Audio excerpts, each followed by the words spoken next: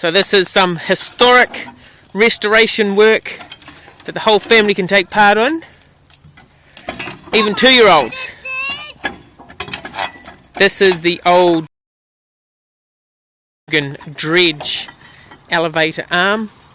Used to work out at Bendigo, and it's going to be replaced at Bendigo very soon.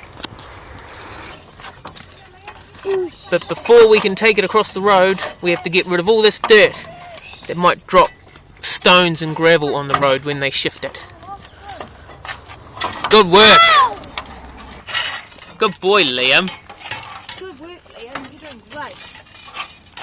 Good work. That's it. Really smash it off.